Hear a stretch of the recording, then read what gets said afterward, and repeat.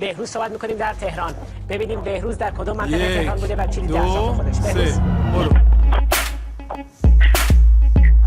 بهروز بهروز بله خوب هستید.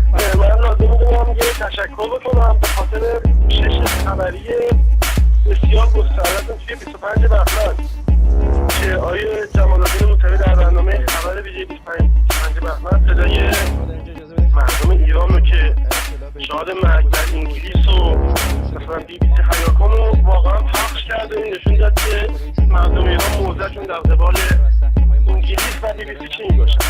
من توی خیابون ولیعصر که میرفتم بازم زیر لب شاد و مردم به خنده میگفتن BBC حیاکان مملکت رها کن.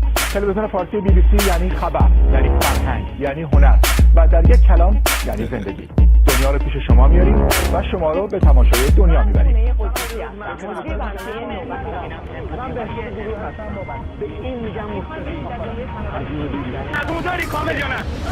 بله ما صدای محیط و اونجایی که شما هستید رو داریم. میشه بگید که کدوم نقطه از تهران هست و میشه بگید که شاهد حضور چه جمعیتی هستید؟ من الان نزدیک مسیر آمدن هستم.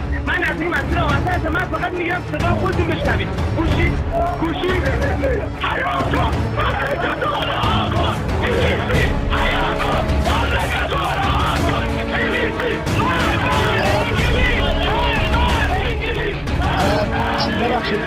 اتفاقات اخیری که در شبکه BBC افتاد تصمیم گرفتیم که این مستندی بر علیه شبکه BBC درست کنیم به خاطر اینکه شبکه BBC نه رسالت گزارشگری خودش رو عمل میکنه و هر چیزی که خودش دوست داره و دولت انگلیس رو دوست دارن اجرا میکنه و نه خواهان ایرانی آزاد و آباد هستن.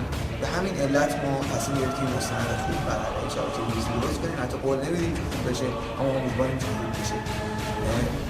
به همین جهت منتظر این مستند باشید. داره میاد در رسانه‌های فیسبوک و یوتیوب. آینده ایران سرفراز مردم.